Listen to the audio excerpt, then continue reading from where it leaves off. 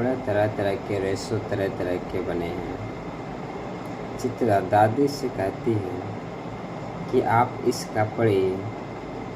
इसी प्रकार के कपड़े का कुर्ता बराबर क्यों पहनते हो।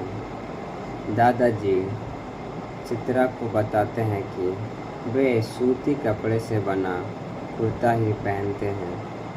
सूती कपड़े हल्के और अत्यधिक आरामदेह होते हैं। गर्मी के मौसम में इस कपड़े को पहनने पर ठंडक महसूस होती है। सूती कपड़े सबसे अधिक स्वास्थ्यकर होते हैं। इन्हीं गुणों के कारण सूती कपड़े प्रत्येक दिन पहनने के काम में लाए जाते हैं। चित्रा दादी से फिर बोलती है, इतना गुण रहने पर भी दादी माँ इसे पहनने से आपको क्यों मना करती है। दादाजी ने कहा कि तुम इस सूती कपड़े में धूलकण आसानी से फंसते हैं तथा वे शीघ्रता से गंदे हो जाते हैं। पानी में डालने पर सिकुड़ जाते हैं। इस कपड़े में सिकन या सिलवट जल्दी ही पड़ जाती है। इसके कारण बिना इस्त्री किए सूती कपड़ों को पहनना अच्छा नहीं लगता। सूती कपड़ों को नमीयुक्त जगहों पर रखने से फफूंद लग जाती है। बराबर धुलाई करने पर रंग हल्के एवं धूसर पड़ने लगते हैं। सूती कपड़े के समान लिनन कपड़ा में भी फफूंद आसानी से लग जाते हैं, परंतु ये सिकुड़ते नहीं हैं। रेशम पहनने में आरामदायक होता है। जनुता रेशों में बने होने के कारण ताप का कुछ चालक है, जिससे शीत ऋतु के लिए अनुकूल वस्त्र है, परंतु इसे गर्मी में भी प्रयोग में लाया जा सकता है। इसकी चिकनाहट और कोमलता से शीतलता का आभास मिलता है। धोने पर ये नहीं सिकुड़ते हैं और न फैलते हैं, परंतु इस्त्री के बिना इसे पहनना अच्छा नहीं लगता। रेशम के कपड़ों में फफूंद नहीं लगती, परंतु अधिक दिनों तक नमी युक्त अंधेरे जगह में रखने पर फफूंद लग सकते हैं। पसीने से रेशमी कपड़ों की चमक और रंग धूमिल हो जाते हैं। ऊनी कपड़े में सिलवट नहीं पड़ती है। ऊनी कपड़े सिकुड़ते हैं, इस पर फफूंद नहीं लगती, परंतु अधिक समय तक नमीयुक्त जगह में रखने पर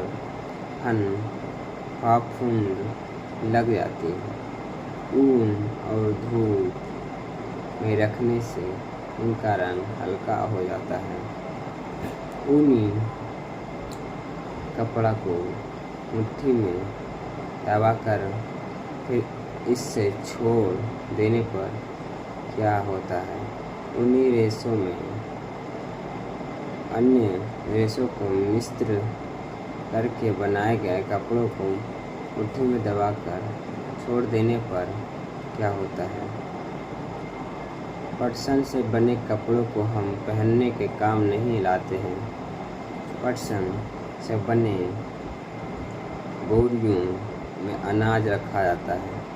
इसे फर्श पर बिछाने के काम में लाए जाते हैं, परंतु अब पटसन के रेशों को भी परिष्कृत कर महीन धागा तैयार कर पहनने के लिए कपड़ा तैयार किया जाता है। दादाजी चित्रा से कहते हैं कि भिन्न भिन्न तरह के रेशों में भिन्न भिन्न तरह के कपड़े बनते हैं, जिनका उपयोग भी भिन्न भिन्न होते हैं।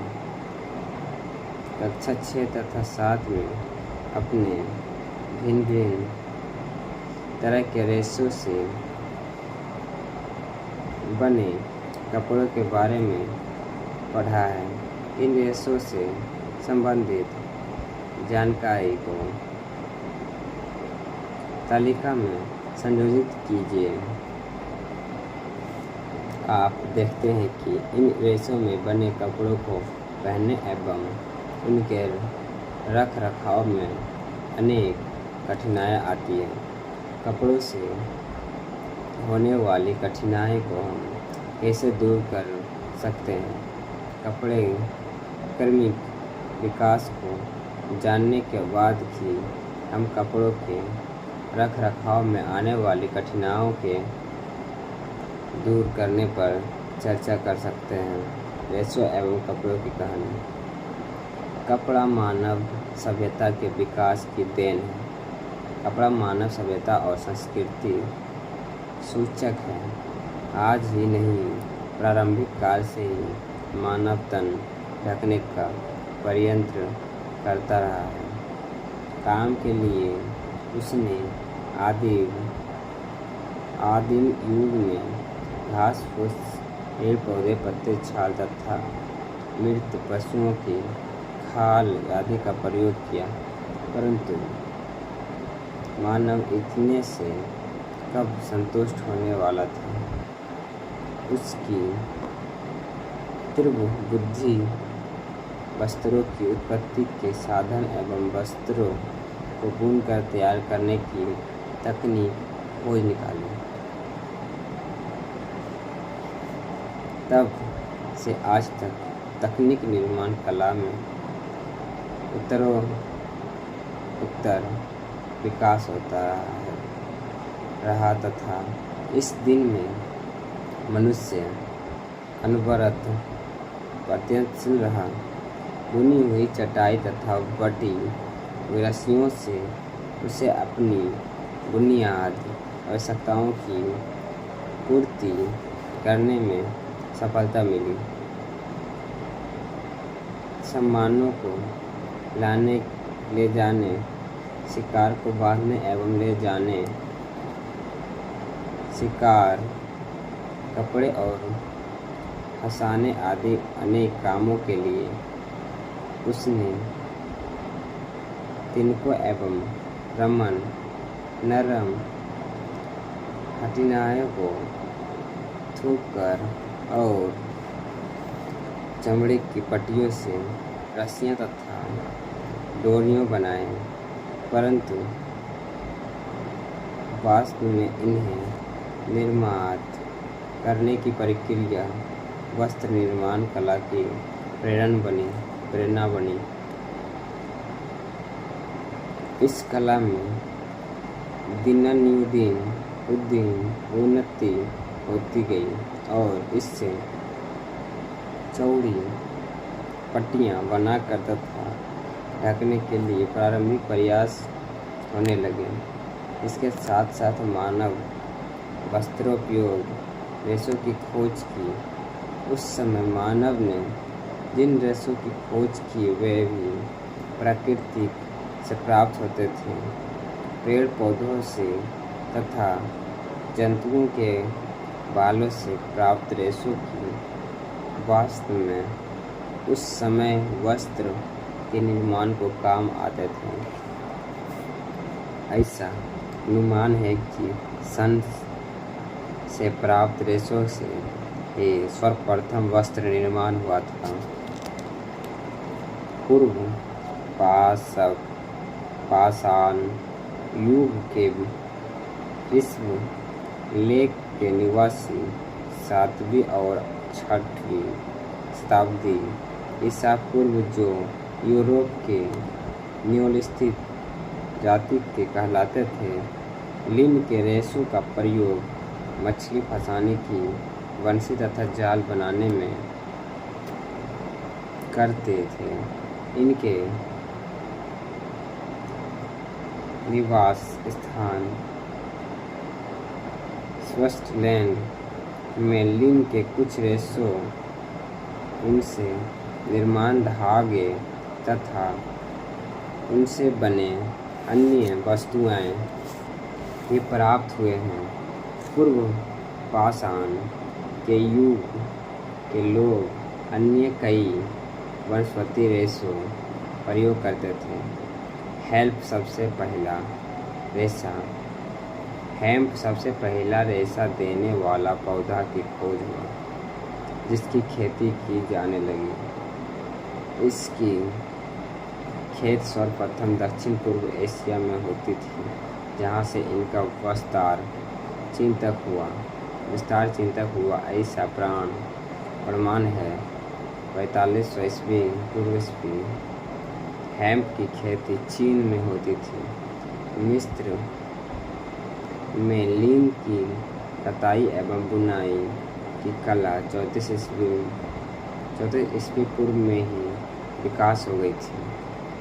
मोहनजोदाड़ो की खुदाई में चांदी के एक पात्र के चारों ओर कपास सटी हुई प्राप्त हुई।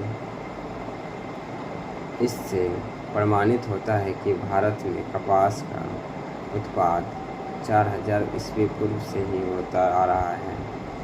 रेशम का रेशा 25 ईस्वी पूर्व चीन में सबसे पहले प्रयोग में लाया गया। यहीं से रेशम का उद्गमन एवं क्रमबद्ध इतिहास प्रारंभ होता है। इंग्लैंड में प्राचीन काल से ही श्रेष्ठ ऊनी वस्त्र बनाने का काम होने लगा था। वहाँ के ऊनी वस्त्र पूर्व दुनिया में प्रसिद्ध थे। 13वीं शताब्दी में सबसे अच्छा ऊन का उत्पादन स्पेन में होता था, जो मेरिनो वूल के नाम से प्रसिद्ध था।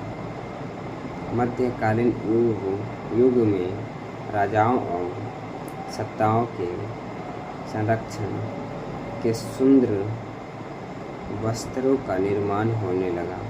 समाज में वस्त्र निर्माण के कुशल कारीगरों का एक पृथक वर्ग ही बन गया। धीरे धीरे वस्त्र निर्माण कला निर्माण में विशेषता प्राप्त करते गए और इनके क्षेत्र भी फैलते गए। ढाका मलमल के लिए, बालचूरी साड़ियों के लिए, बनारसी वस्त्रों के लिए और चंदेरी साड़ियों के लिए प्रसिद्ध हो गए। इस प्रकार कई स्थानों के नाम वस्त्र विशेष के नामों के साथ जुड़ गए। क्या आप जानते हैं भागलपुर और कांजीवरम तमिलनाडु किस प्रकार के वस्त्र के लिए प्रसिद्ध है?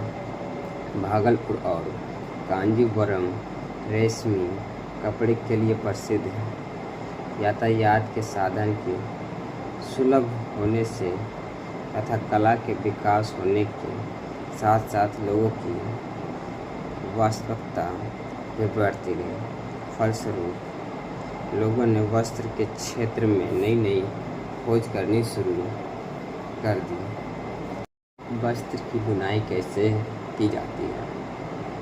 वस्त्र का निर्माण पहले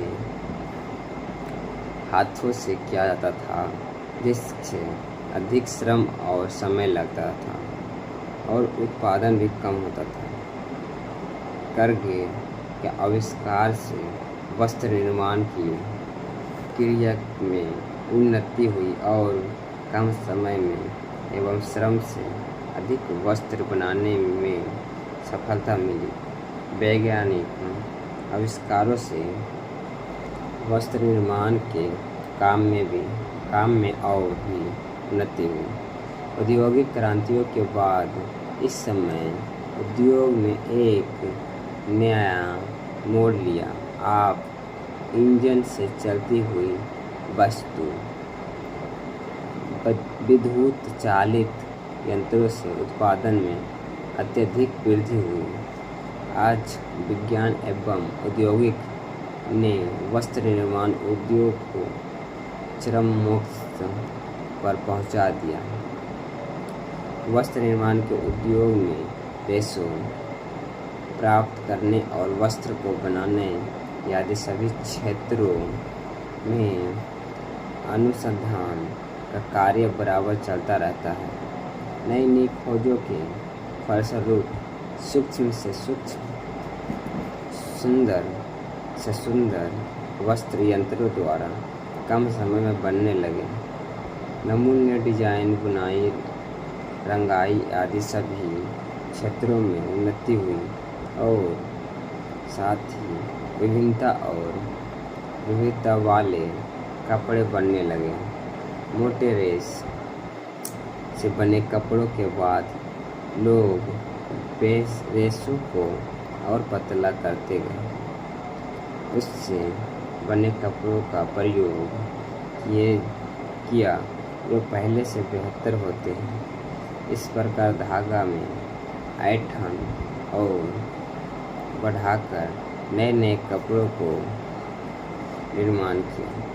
अब तो बुनाई की तकनीकों में भी परिवर्तन कर नए नए प्रकार के कपड़ों का निर्माण किया जाने लगा, जैसे साटिन कपड़ा। आपने देखा है कि पौधे एवं जंतुओं से प्राप्त होने वाले रेशों से बने कपड़े जैसे सूती कपड़ा के जल्दी गंदा होने से एवं धोने से सिलवट पड़ने पर इसके रख रखाव पर ज़्यादा ध्यान देना पड़ता है तथा साथ ही अपने ये भी समझा है कि सूती, नीलन एवं ऊनी कपड़ों को बहुत दिन तक छोड़ दिया जाए तो इसमें फफूंद भी लग जाता है। इन कपड़ों के रख रखाव पर विशेष ध्यान देने के कारण कठिनाई महसूस होती है।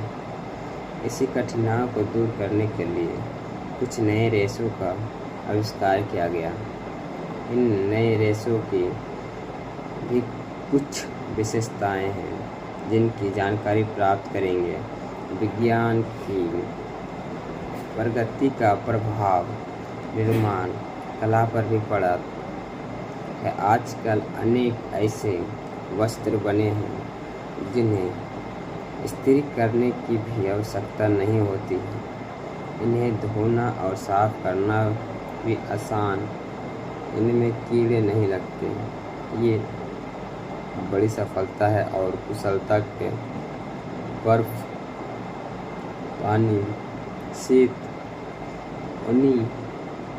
अग्नि आदि जादुई रेशों नाम पूर्ण रूप से सार्थक सिद्ध होता है। आधुनिक युग में वस्त्रों के निर्माण के लिए नवीन रासायनिक रेशों का आविष्कार हुआ और अनेक नवीन रेशों खोज जा रहे हैं। इस प्रकार के रेशों को कृत्रिम रेशा या मानव निर्मित रेशा कहते हैं। सर्वप्रथम प्राकृतिक संसाधनों का उपयोग करते हुए कृत्रिम रूप से रेशों का निर्माण किया गया, जैसे रेयॉन लकड़ी के गुलदी द्वारा कृत्रिम रेशा प्राप्त किया गया, जिसका गुण रेशा के समान होता है, इसलिए इसे कृत्रिम या नकली रेशा कहते हैं। आज विज्ञान के वस्त्र के उत्पादन के कार्य में ऐसे चमत्कार दिखाई है जिसकी किसी ने पहले भी कल्पना नहीं की थी।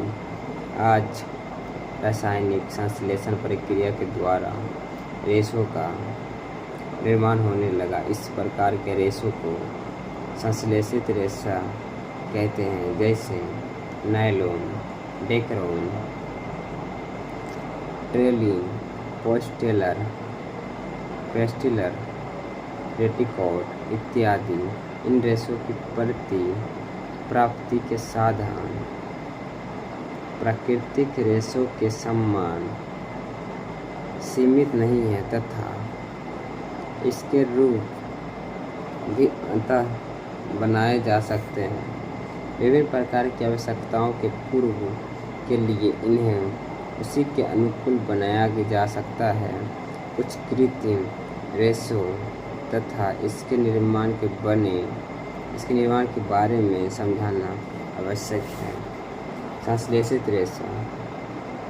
अपने पिछली कक्षा में प्राकृतिक रेशों द्वारा वस्त्र निर्माण की प्रक्रिया समझ चुके हैं। अब हम लोग संश्लेषित वस्त्र निर्माण की प्रक्रिया के बारे में जानेंगे।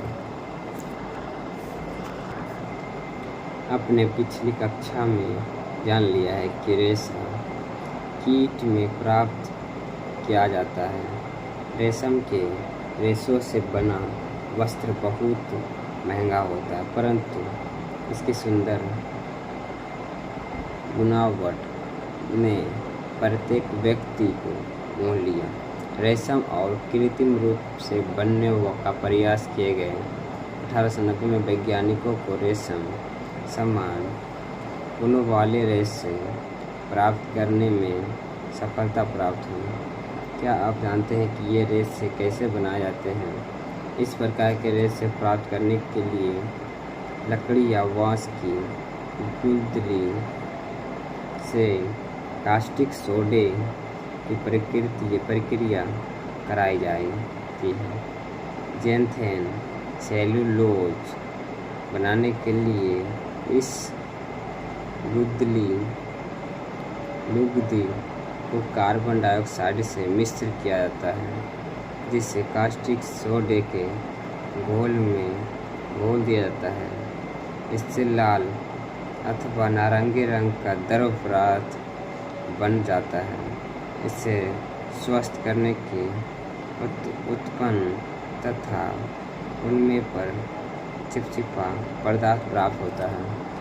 इसके उपरांत इसको छोटे छोटे छिद्र में से होकर सफलतापूर्वक अम्ल के घोल से को निकालकर ठोस पदार्थ बनाया जाता है। इस द्रव पदार्थ जिन छोटे छोटे छिद्रों में से निकल जाता है उसे तंतु ग्रंथि कहते हैं। तदुपरांत कई सुंदर रेशों को एक साथ खींच जाता है, जो रेशों जैसे जैसे होता है। अब इन रेशे को साबुन के घोल में धोकर विरंजित करके सुखाया लेते हैं। यह रेशा रेयॉन है। इस प्रक्रिया से रेशों को कड़े और जाते हैं। धागा बनाने के लिए कई रेशों को एक साथ ऐंठा जाता है, तब जाके धागा को चरखियों पर लपेट जाता है। इसके उपरांत पुनः 2 चरखियाँ लेकर और छल्लियों के रूप में लपेट लिया जाता है। रेयॉन का रेशा भारी काड़ा तथा कम चलकदार प्रतीत होता है, जबकि रेशा का धागा सरलता से टूट जाता है। इस धागा को जलाने पर आसानी से जल जाता है। इसमें हुई जैसी लपट उठती है तथा इसके उपरांत वे पिघलकर काले दानों के रूप में परिवर्तित हो जाता है।